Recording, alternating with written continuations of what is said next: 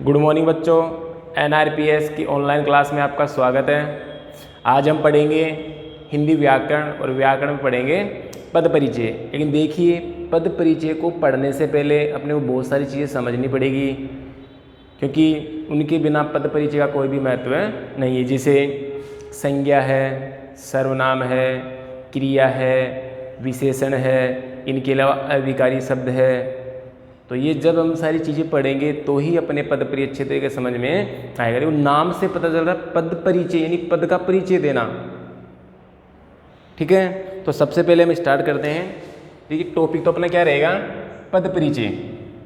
लेकिन पद परिचय में सबसे पहले पढ़ेंगे अपन संज्ञा। तो सर संज्ञा तो बहुत छोटा टॉपिक है, लेकिन संज्ञा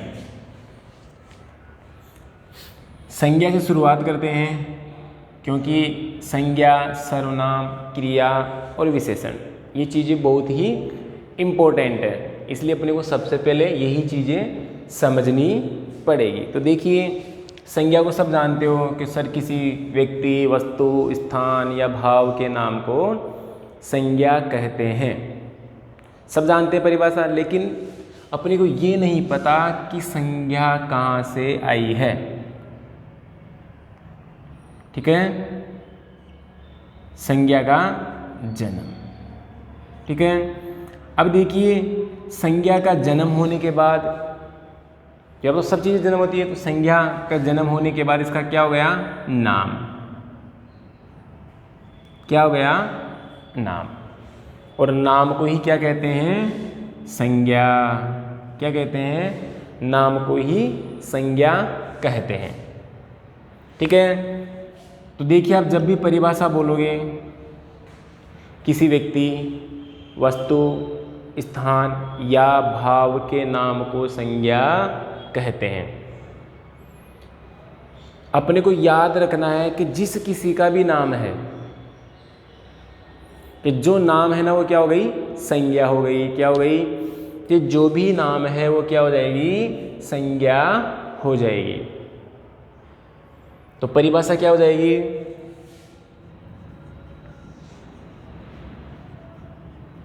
संज्ञा की परिभाषा,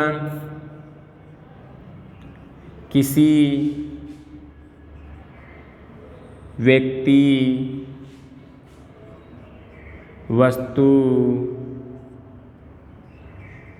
स्थान या भाव के नाम को संज्ञा कहते हैं। ठीक है, ये अपनी सिंपल सी परिभाषा है कि किसी व्यक्ति, वस्तु, स्थान या भाव के नाम को संज्ञा कहते हैं। लेकिन आपको सीधा सा ध्यान रखना है कि अपने को परिभाषा याद करनी, समझना है। अपने को क्या रखना है कि नाम, जैसे ही जिस किसी का भी नाम आ गया वो क्या हो जाएगा, संज्ञा। जैसे ये क्या है, पुस्तक। पुस्तक आती है क्योंकि इसका नाम है, तो क्या हो जाएगी, संज्ञा हो जाएगी। जैसे राम, जयपुर, पहाड़, गाय, बच्चा आदि। ठीक है, ये सब क्या है, संज्ञा है। तो परिभाषा सीधी सी है कि संज्ञा क्यों आई, संज्ञा क्यों आई। संज्ञा का जन्म, सबसे पहले संज्ञा का क्या हुआ, जन्म हुआ या संज्ञा पैदा हुई। और आपको पता है, जैसे कोई बच्चा है, जो भी कोई पैदा होता है, पैदा होने के बाद उसका क्या क्या निकलता है, नाम। और नाम को ही क्या कहेंगे, संज्ञा। क्या कहेंगे, संज्ञा कहते हैं। ठीक है, अब देखिए, संज्ञा कितने प्रकार की होती है, सबको पता है। अब बहुत से बोले सर संज्ञा 5 प्रकार की होती है। नहीं, संज्ञा वैसे 3 ही प्रकार की होती है। कितने प्रकार की होती है, 3 प्रकार की।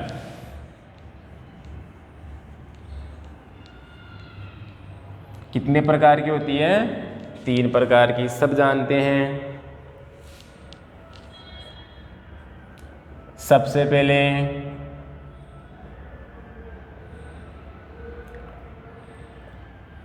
व्यक्तिवाचक,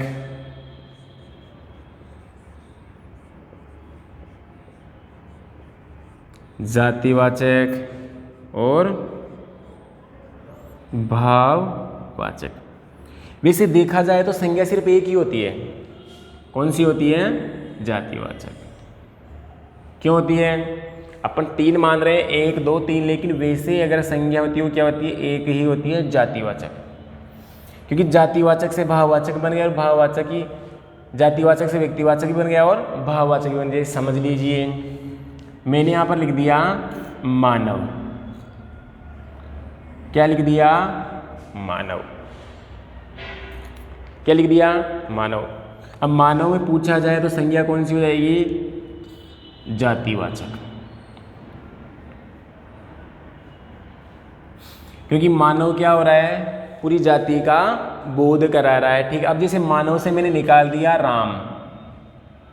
अब देखिए, राम किसी एक व्यक्ति का नाम है तो क्या हो जाएगी? ये व्यक्तिवाचक हो जाएगी। अब ठीक है, जैसे मैंने मानव से क्या बना दिया? मानवता। मानवता। तो देखिए शब्द कितना था अपने पास? एक। सिर्फ मानव शब्द था। क्या था? मानव। लेकिन मानव से अपने पास व्यक्तिवाचक भी बन गई और भाववाचक भी बन गई। आ रहा है ना समझ में कि अपने पास भी संज्ञा के 3 रूप है, लेकिन आजकल बहुत से 5 बता रहे हैं, क्योंकि संज्ञा में जातिवाचक के और 2 रूप हो जाएंगे। 2 भाग कौन कौन से हो जाएंगे? समूहवाचक और द्रव्यवाचक। तो लेकिन यहाँ पर अपने को मैंने समझने के लिए बताया गया। आप लिख दोगे सर संज्ञा एक ही प्रकार की होती? नहीं, संज्ञा 3 प्रकार की होती है। कौन कौन सी? व्यक्तिवाचक, जातिवाचक और भाववाचक। लेकिन मैंने आपको समझाने के लिए क्या लिखा है? मानव। क्या लिखा है? मानव। अब देखो, मानव से मैंने सबसे पहले क्या निकाल दिया? व्यक्ति को निकाल दिया। राम निकल गया तो राम व्यक्तिवाचक हो गया। फिर मैंने मानव से मानवता बना दिया, क्योंकि मानव दिखता है लेकिन मानवता नहीं दिखती है। और जिस चीज़ को हम देख नहीं सकते, छू नहीं सकते, सिर्फ महसूस करते हैं, वही क्या होती है? भाववाचक संज्ञा होती है। अब जैसे मैंने निकाल दिया बच्चा। ठीक है। अब देखो, बच्चा से जैसे मान लो गाय का बछड़ा। देखो, बछड़ा। अब गाय का बछड़ा, क्योंकि यहाँ पर गाय का बछड़ा तो पता चल रहा है व्यक्तिवाचक। अब देखो, जैसे देखिए सबसे पहले बच्चा क्या हो गया? जातिवाचक, क्योंकि बच्चा किसी का भी हो सकता है। गाय का हो सकता है, बकरी का हो सकता है, भैंस का हो सकता है, इंसान का हो सकता है, किसी का भी हो सकता है। ठीक है। अब जैसे मैंने क्या बना दिया? बच्चा से गाय का बछड़ा हो गया। अब जैसे मानो बच्चा से मैंने क्या बना दिया? बचपन। क्या बना दिया? बचपन। अब देखिए, तो कहने का मतलब है, अपने को समझने के लिए इतना सा ध्यान रखना है कि संज्ञा, एक ही संज्ञा से 3 रूप बन जाते हैं। बच्चा से गाय का बछड़ा, बकरी का किसी का भी हो सकता है तो व्यक्तिवाचक हो जाएगा। फिर मैंने बच्चा से क्या बना दिया? बचपन। बच्चा से क्या बना दिया? बचपन। तो अपने को समझने के लिए क्या करना है? क्योंकि संज्ञा वैसे मुख्य रूप से जातिवाचक होती है और जातिवाचक से ही व्यक्तिवाचक बन गई और व्यक्तिवाचक से ही भाववाचक बन गई। यहाँ तक क्लियर हो गया? समझ में आ गया? ठीक है, आगे चलते हैं।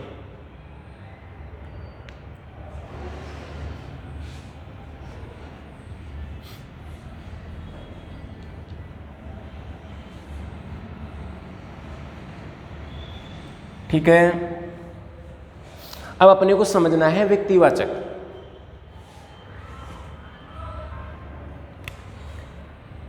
देखो, परिभाषा क्या है? किसी व्यक्ति, वस्तु, स्थान आदि का एक का बोध होता है, या एक वस्तु का या एक का बोध होता है, वहां पर क्या हो जाएगा? व्यक्तिवाचक। लेकिन अपने को समझने के लिए क्या करना है? देखो व्यक्तिवाचक, जातिवाचक और भाववाचक तीनों को एक साथ समझिए। देखो व्यक्तिवाचक का मतलब है कि कोई व्यक्ति विशेष, वस्तु विशेष, प्राणी विशेष जिसकी तुलना अपन दूसरे से नहीं कर सकते। क्या नहीं कर सकते? जिस भी किसी व्यक्ति, वस्तु, स्थान की तुलना हम किसी दूसरे से नहीं कर सकते, क्योंकि वह अपने आप में विशेष होते हैं। क्या होते हैं? अपने आप में विशेष होते हैं, इसलिए हम क्या नहीं कर सकते? तुलना नहीं कर सकते। अब इनको समझ लीजिए। जैसे मान लो किसी गांव में कितने लड़के हैं? 100 है, ठीक है। और 100 क्या कर रहे हैं? नौकरी की तैयारी कर रहे हैं। क्या कर रहे हैं? नौकरी की तैयारी कर रहे हैं। अब गांव वाले लोग बोलते हैं अरे ये तो पढ़ते नहीं है, बदमाश है, सारे दिन घूमते रहते हैं। अभी बुराई करें, लेकिन जैसे क्या होता है, इनमें से 10 लड़के क्या लग गए? नौकरी लग गए। क्या लग गए? नौकरी लग गए। अब देखो उनका रवैया लोगों को क्या बताता है कि हमें तो पहले ही पता था कि फलाना का बेटा पढ़ने में इंटेलिजेंट है, पढ़ने में अच्छा है, तो क्या हो जाएगा कि वो नौकरी लगेगा। अब जैसे मान लो आप 10 को छोड़ रहे हैं, यहाँ पर एक ही ले लो। जैसे मान लो 10 है, 10 लड़के तैयारी कर रहे हैं और 10 में से क्या हो गया? एक लड़का नौकरी लग गया। फिर लोग क्या कहेंगे? हमें तो पहले ही पता था कि उसका बेटा पढ़ने में अच्छा है, वो जरूर नौकरी लगेगा। अब देखो कि जो व्यक्ति नौकरी लग गया, क्या लग गया?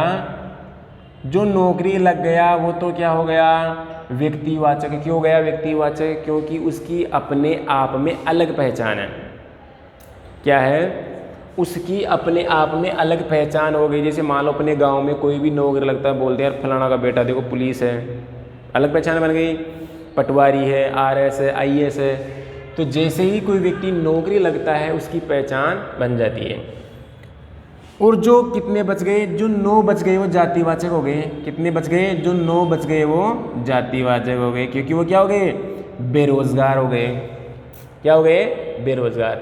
जो पढ़ लिख कर नौकरी लग गया वो तो व्यक्तिवाचक हो गया, और जो बेरोजगार बच गए वो जातिवाचक हो गए, और जो उनकी जो बेरोजगारी है वो क्या हो गई? भाववाचक।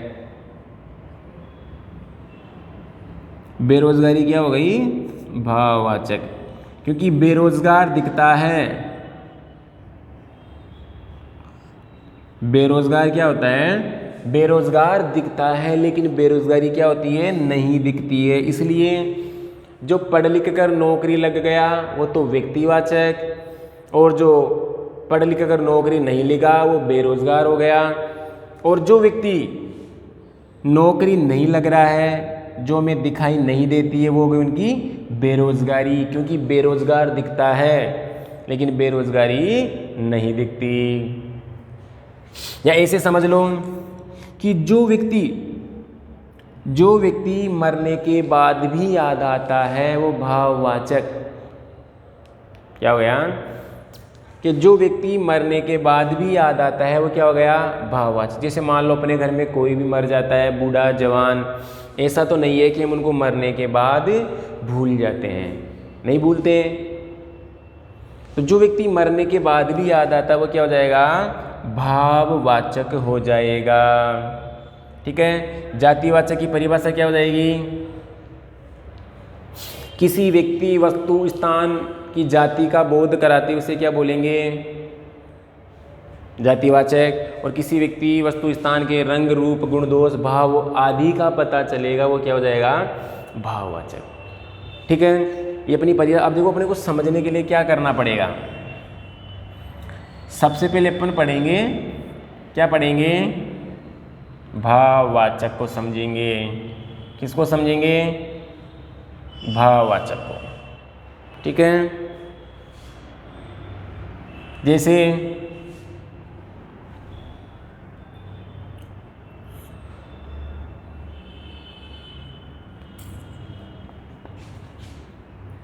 प्रेम, घृणा,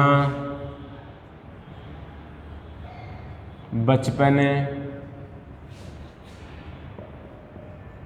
बुढ़ापा,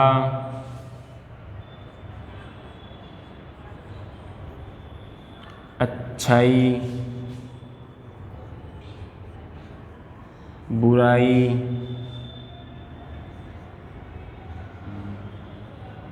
भलाई,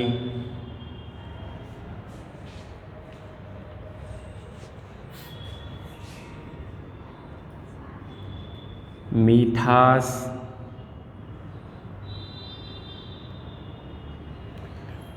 देखिए इतने उदाहरण मैंने आपको बता दिए। देखो प्रेम,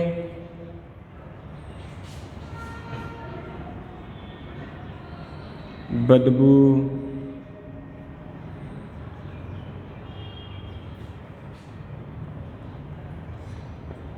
खुशबू,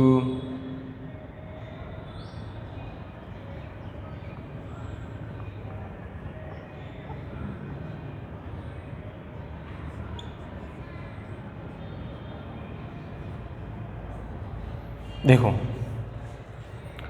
इतनी चीजें मैंने लिख दी हैं। अब देखिए प्रेम, भाववाचक की परिभाषा रहेगी रंग रूप गुण दोष आदि का भाव का बोध होता है, उसे क्या बोलेंगे, भाववाचक। लेकिन अपने को सीधा सा तरीका है कि जिसे छू नहीं सकते, देख नहीं सकते, सिर्फ महसूस करते हैं। जिसे छू नहीं सकते, देख नहीं सकते, सिर्फ क्या करते हैं, महसूस करते हैं, वो क्या हो जाएगी, भाववाचक हो जाएगी। क्या हो जाएगी, भाववाचक। जैसे प्रेम, अब देखिए प्रेम, प्रेम को हम छू नहीं सकते, देख नहीं सकते, सिर्फ महसूस करते हैं। फॉर एग्जाम्पल, जैसे मैं बोलूं कि आपके घर वाले आपसे कितना प्रेम करते हैं। अब आप सोचकर थोड़े बोलोगे कि नहीं मेरे घर वाले तो मेरे से 5 किलो प्रेम करते हैं, ठीक है ना। तो जिसे हम क्या नहीं कर सकते, छू नहीं सकते, देख नहीं सकते, सिर्फ क्या करते हैं, महसूस करते हैं, वो क्या हो जाएगा, भाववाचक संज्ञा हो जाएगी। ठीक है। फिर देखिए घृणा, नफरत। नफरत को भी आप क्या नहीं कर सकते, देख नहीं सकते, छू नहीं सकते, सिर्फ महसूस करते हैं। जैसे मान लो कोई भी व्यक्ति एक दूसरे से नफरत करता है तो हम महसूस करके ही पता लगा सकते हैं, देख नहीं सकते, माप नहीं सकते। और जिसे देख नहीं सकते, माप नहीं सकते, छू नहीं सकते, वो क्या हो जाएगा, भाववाचक घृणा। होते ना बहुत से लोग एक दूसरे इतनी नफरत करते हैं कि एक दूसरे की शक्ल भी नहीं देख रहे। बचपन,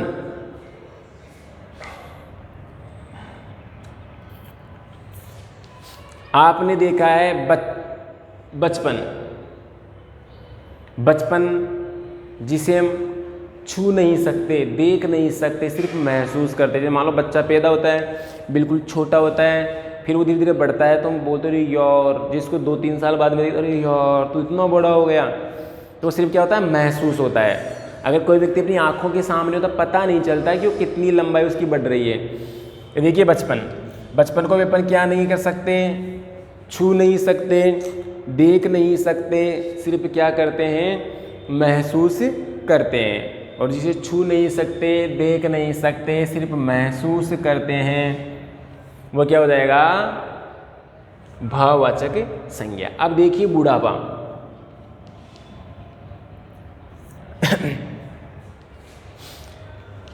देखो बचपन बच्चा दिखता है, बच्चा क्या होता है, दिखता है ना।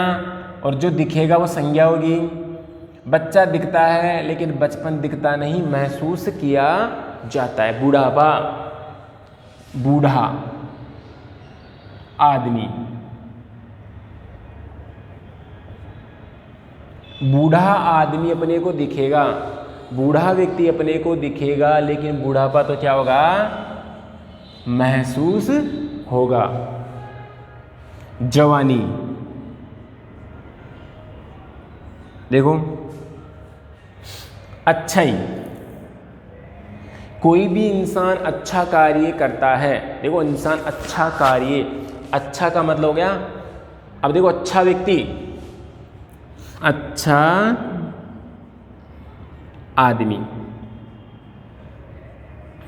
ध्यान रखना, अगर संज्ञा से पहले कोई शब्द लग रहा है, अगर शब्द ठीक से जच रहा है तो विशेषण होगा। क्या होगा? विशेषण होगा। क्योंकि अच्छा आदमी, यहाँ पर आदमी की क्या बताई जा रही है? विशेषता बताई जा रही है कि आदमी कैसा है? अच्छा है। तो यहाँ पर क्या हो जाएगा? विशेषण हो जाएगा। लेकिन यहाँ पर देखिए अच्छाई, अब मैं यहाँ पर लिख रहा हूँ अच्छाई आदमी। अब आप देखो कि अच्छाई आदमी नहीं जच रहा, तो यहाँ पर क्या हो जाएगा? क्योंकि दोनों ही संज्ञा है, दोनों ही क्या है? संज्ञा है। अच्छाई, अच्छा इंसान सबको दिखता है, लेकिन उसकी अच्छाई तो महसूस ही होगी। जैसे मान लो समाज में अच्छे अच्छे काम करेगा, लोगों के लिए सहायता करेगा, तो हम बोलेंगे यार ठीक है। फिर देखिए बुराई, बुरा व्यक्ति सबको दिख जाता है। बुरा व्यक्ति क्या होता है? सबको दिखता है, लेकिन जो उसकी बुराई है वो तो क्या होगी? महसूस ही होगी। क्या होगी? महसूस होती है। फिर देखो भलाई, भला, भला आदमी सबको दिखता है। भला आदमी, देखो भला आदमी, आदमी कैसा है? भला। तो आदमी की क्या बताई जा रही है? विशेषता। और जहाँ पर विशेषता बताई जाती है वहाँ पर विशेषण होता है। तो देखो भलाई, क्योंकि भलाई सिर्फ महसूस करेंगे, देख नहीं सकते, छू नहीं सकते, सिर्फ क्या करेंगे? महसूस करेंगे। और जहाँ पर महसूस होता है वहाँ पर क्या होता है? भाववाचक संज्ञा। अब देखो मिठास, क्या है? मिठास।